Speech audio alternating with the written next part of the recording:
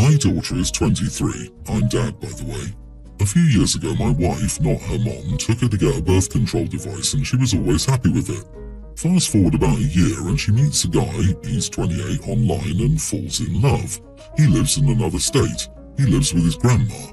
She quickly started talking about how they both wanted to get married and both wanted kids.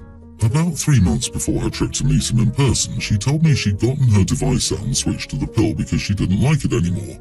This raised my eyebrow. So I talked to her, we went over how important it is to take the pill properly every day, and we talked about other options. She was set on the pill. I also went over the cost of children and the amount of work and responsibility babies are with her. Part of my concern here is that her mother admits she stopped taking her pills and intentionally got pregnant so I would marry her. I did, and we're divorced now. I also told her that I love my kids and raising them, but I had no interest in raising theirs. I'm enjoying retirement. I have a tween and a pre-tween with my wife. Well, lo and behold, she gets pregnant on her trip. Boyfriend is not financially stable and is in another state, and due to morning sickness, she's been missing a lot of work. Also, she's intent on keeping the baby. So she called last night and asked if she and her boyfriend could come live with me so he could move here and find a job. He doesn't have any significant work history or education and is morbidly obese, which causes him a lot of health problems, so currently he's on disability. So they would save up money and be out before the baby is born. Also note her mom doesn't have room at her house. I said no. My daughter has a history of not following through on her commitments, and I know that she won't actually move out before she has the baby, and probably not for a long while after. She has trouble taking responsibility for herself, and we will likely be the ones dealing with the baby mostly. We currently have a cat she adopted and didn't want because she wouldn't clean its box, so it went to the bathroom everywhere. On top of that, I don't want this man I don't know, and she barely knows, in my home with my small children. So now he's flying up so they can find a place together. She currently rents a room in a party house. I told her I would help her with the deposit and first month's rent, but if they want to play house and be a happy little family, I wasn't going to fund it, so don't expect me to pay when they can't. Now she's upset with me. Her mom has chewed me up one side and down the other for not supporting her. Am I the idiot? Not the idiot. It seems like she planned this pregnancy and is now seeing the reality of her situation. I think you're correct. If you let them move in, they'll never move out. I'll caution you though, if she moves close to you, be prepared to be expected to be the free childcare. Her boyfriend will most likely not work because then he won't qualify for disability, but I doubt he'll be taking care of the baby either. I think offering a deposit and the first month's rent is a generous compromise. Very generous. She thinks she's adult enough to have a baby with this guy. She can find a way to pay her bills with the stranger danger. Asking for her in stranger danger to move in is a total low. Her mom should step up and offer the couch since she's complaining about the compromise. Should make it the baby gift though. Yes, mom can take them in, pay for 2 eating adults and take care of the baby. In addition, your kids, your current wife and the cat don't need a morbidly obese unemployed stranger and unemployed pregnant woman disrupting your peace. What exactly did she see in this guy? What on earth could he have offered her in life that she would decide to get off birth control and have his baby? It sounds like she purposely got pregnant to start a life with a loser. She's very irresponsible. You're right, it's best you don't enable her because you'll end up raising their child and supporting a stranger who shouldn't even be in your home and her forever. It's going to be a rude awakening for her to discover what it's like to run your household while raising a baby and the father is on benefits. But she chose this. She chose this. My daughter's preschool hired a new teacher and teacher's aide, early 20s female, earlier this year. My daughter adores this teacher and my wife, who is also a teacher, speaks highly of her. However, we just had a baby, so I've been taking care of drop-off and pick-up lately, and I've been able to form my own opinion of this teacher. In my opinion, she messes with the kids too much. These are all the examples that I've seen. We got every teacher a box of chocolates for Christmas from a small shop near the school. The shop wrapped the boxes, and they had the shop's name on the wrapping paper, so everyone knows what it is by looking at it. My daughter yelled, "We got you chocolate," and the teacher said, "Abby, it was supposed to be a surprise." She still hugged my daughter and thanked her, but I felt the remark was unnecessary. Another time, I picked my daughter up towards the end of snack time. My daughter came up to the teacher and asked for more snacks. The teacher said, Abby, you already ate all of our snacks. If I give you more, we won't have anything to eat tomorrow. You're about to go home and have dinner anyways. In my opinion, the first two sentences were very unnecessary. This last one just happened on Friday. Pickup ends at 4:30 and I'm guessing the teacher leaves at 4:45.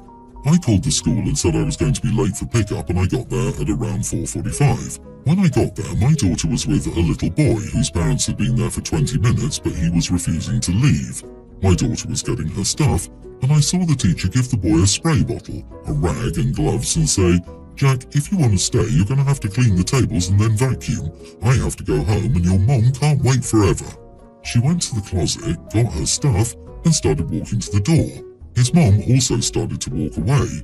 The little boy dropped the cleaning supplies, started crying, and ran for his mom when the teacher reached the door and his mom was out of sight. In my opinion, there had to have been a better way to get him to go than scaring the crap out of him. I get that she's joking, but these kids are preschoolers and don't get it. My daughter has never admitted to this teacher making her upset, but I still don't like how she talks to my daughter or the other kids. My wife and I were talking about the school and I said that I wanted to talk to the teacher about being nicer to my daughter and the other kids. My wife rolled her eyes at me and said that I'm starting to sound like a certain parent at her school that she and the other teachers can't stand, and that if I insist that everyone coddles our daughter, then she's going to have a hard time when she's older. Am I the idiot for not liking the teacher and wanting her to be nicer? Wow, so this teacher, an expert childcare provider, is helping guide children to be good little humans who have empathy towards others, making sure to save snacks for everyone else for the next day, and be helpful. What a monster! Tell me you have yet to learn how to parent and age-appropriately guide your own child without telling me you don't know how to parent and guide your own child. I'd say you are the idiot, but you probably asked me to be nicer about it. You are the idiot, man. And it's clear that your wife does the bulk of the childcare. You wouldn't even know anything about this teacher if your wife hadn't been occupied with the birth of your new baby. Why don't you stop and think about that for a while? Really, this teacher sounds wonderful. I just can't believe people with real jobs and families can find the time to make mountains out of these tiny molehills. OP, you need some serious self-reflection on why this is an issue for you. Heaven forbid a teacher use age-appropriate logic and explain consequences to your child. And I thought I was an overprotective parent. Jeez. 2 of my children still live with me at home. Neither one decided to go to college and both have crappy minimum wage jobs. They have an inheritance from their grandparents that they will get when they're 25. It's enough to live off if you live frugally for your entire life, but it seems like a lot of money. Their older sister had just moved out after graduating from college. She did the grocery shopping and cooking for the house. I gave her money and she took care of it. I tried this with the middle kid the first week after his sister moved out. He and his brother spent all the money on delivery in 2 days. I didn't give them more money, so they had to spend their own. They were angry, so now I buy the basics. Pasta, bread, eggs, cheese, that sort of thing. And I only cook for myself. My ex-wife, my daughter and I have all tried to teach them to cook. They refuse. So they've had to cut back on their expenses because I won't buy ready-to-eat meals, delivery or food prep. My ex moved to Wisconsin and my kids know better than to say they want to go live with her. They like Texas winters just fine after experiencing just one up north. They talked to me the other day about food again. They said I'm being cheap by not providing them with better food options. It was Saturday, so I went into the fridge and pulled out some chicken thighs I'd been defrosting. In an hour, I had butter chicken and broccoli with bread for our lunch. I told them that I wasn't going to make any changes to how things ran in my house. I told them all they had to do was go to college and I would cover their meal plan. Nope, they liked their lives other than the food situation. My mom called me today and said I was mean to her poor babies. I offered to send them to live with her. She politely declined and dropped it. I do this with everyone who contacts me on their behalf, and then I tell them how it went. They don't understand why no one wants them to come live with them. I think I raised 2 stupid kids. Am I the idiot? Not the idiot. I thought you were depriving small kids of food and was ready to blast you. You seem to describe 2 young adults who have graduated from high school and failed to launch. They are running out the clock on the inheritance. Yeah, they can learn to cook or eat ramen then. My mom called me today and said I was mean to her poor babies, so I offered to send them to live with her. She politely declined and dropped it. I'm sorry, but this made me chuckle. OP, keep doing what you're doing. Your children having jobs means they're at least 16, I'm assuming, so they should be learning to cook for themselves. Keep giving the same people trying to pressure you to cave in the same offer you provided above. You are the idiot. It sounds like it's time to give your kids the get a job and or get out speech. You are only making them worse by letting them live with you. There is no incentive for them to grow up into mature human beings if you keep letting them live with you. You've raised some moochers who better learn how to earn their own money and survive as adults before they get inheritance money. They'll likely blow through it in record time and then expect to return to mooching. Obviously, you created this situation as the parent. Yeah, he's an idiot. I'm having a hard time not reading into the fact that the eldest daughter knows how to take care of herself and the two sons don't. Tale as old as time. The eldest daughter is taught life skills and expected to put them to use for the good of the household. What with the boys being expected to do that entire time? They were coddled and taught a woman would do it for them.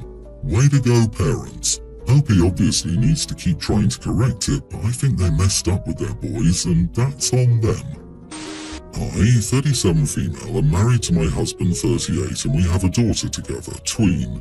My daughter is very small for her age and sometimes gets treated like a younger child. She loves to hop in my or my husband's lap and cuddle with us on the couch or in a chair. I have thought that she may be too old for that sort of thing and maybe I'm hurting her by letting her continue. Yesterday she tried to hop in my lap and cuddle and I told her she was too old for that and to get off me. She got really upset, got off me and went to her room and slammed the door. She hasn't tried to get in my lap since then and things are tense between us. She doesn't talk to me unless she has to, and when I hugged her goodnight last night, she didn't hug me back. I feel really guilty because I obviously hurt her feelings, but I feel like she might be too old to sit on my lap. Am I the idiot? You are the idiot. She's not going to want to cuddle you much longer, so you maybe have a year left, and you're throwing that time away instead of cherishing it. Now she doesn't feel like or isn't comfortable hugging her own parents. What a terrible shame and sad thing to do to your own child, OP. Yeah, she no longer has a year left. It's over. OP, you handled that terribly. You made her feel like she'd done something wrong. Many people sit on their parents' lap at all ages. I've seen full-grown adults do it. She's a child. No wonder she's upset with you. How did you tell her? Did you literally say, "You're too old, get off me"? If you literally told her to get off with no warning, it's no wonder why she perceived that as rejection and is now completely confused as to what sort of physical affection is okay or will get her snapped at. OP, there is no age limit for parental affection. I'll start holding her when I'm too big for my mom's lap. My 16-year-old still curls up for snuggles. I'm 35 and my sister is 38. We still jokingly will get in my mom's lap and cuddle. What the heck, OP? Your kid obviously loves you, shows love through cuddling up with you guys, and feels comfortable. What you did by saying this basically makes her feel embarrassed and bad about showing you guys love. Yikes, you should feel guilty. My wife and I had our first child a few months ago. My sister lives 2 hours away and has seen my daughter once. My wife, kid, and I made plans to travel the 2 hours to visit my sister. I thought this would be a good opportunity for my sister to visit with my daughter and we go out to eat. My sister has 3 dogs, who are her world and have free rein at her place, much to my chagrin at times. They are allowed on the couch, in the kitchen and everywhere. I visited her and not sat on the couch because I don't want dog hair on me. We've had family vacations where she brought her dogs. Everything had to be dog-friendly or centric, and I didn't enjoy that trip. I've passed on future vacations. There was no point in trying to talk her out of bringing them, plus I didn't want to spend my vacation with her dogs. When we arrived, I knocked, heard the barking, and told my wife to hold off bringing my daughter inside until I knew the dogs were in another room. Sister opens the door, greets me and says, "Come inside." I asked whether she minded putting the dogs in another room. She pauses, goes, "Absolutely not," and looks baffled that I'd even request that. I told her that I wasn't ready for my daughter to be around 3 dogs. It's only for about an hour, then we're going to lunch. After a bit of back and forth, she obviously won't put the dogs away. I just say, "Alright, I'm gonna head home." I help my wife put my daughter in the car and start to leave. The whole time my sister was flipping out, saying, "What the heck?" She says she didn't even get to see her niece, says I'm an idiot, etc. So after 5 minutes at my sister's house, we drove the 2 hours back home. I had 24 texts and phone calls from her that I didn't acknowledge. So was I the idiot in this situation? You are the idiot. Why would you go to your sister's house if you don't like dogs? Of course the dogs have the run of the place. It's their place, not yours. Sure, your sister could have been more accommodating, but she didn't have to, and now you're ignoring her after you were so rude to her. It sounds as though your sister considers her dogs to be family. She clearly loves them and treats them well. She wants them to be comfortable in their home. That's their business and their home. You're absolutely allowed not to like dogs and not to want to be around them, but you don't get to dictate what someone does in their home. You get to do things however you want in your home, just as your sister gets to in her home. You are the idiot. Disagree. An infant's immune system is not developed. I can see him not wanting to bring a newborn into a hotbed of allergens. Also, a bit unsafe to introduce a newborn baby to 3 unfamiliar dogs with no newborn experience at all. I grew up with dogs, and whenever someone came over, baby or no baby, we put them in the yard, in the front room, or in one of the bedrooms until everyone was situated and comfortable with the dogs being introduced to the situation. What I don't understand is why OP never mentioned this to his sister before the 2-hour drive to her place, or just went ahead and met her for lunch at a safer place instead. If I were his wife, I'd be livid about the whole damn mess. So clearly, everyone's the idiot here. Yeah, what the heck is going on here? OP made a mistake by not sorting this out ahead of time, but the sister had a chance to see her niece and declined. I love dogs and cats and pigs and goats, but animals are dangerous. Being a parent is scary, and it doesn't sound like OP had reason to believe these animals had any history with infants. It sounds like both sides were wrong and there's some history here. Hopefully, being siblings is important enough for them to reconcile soon.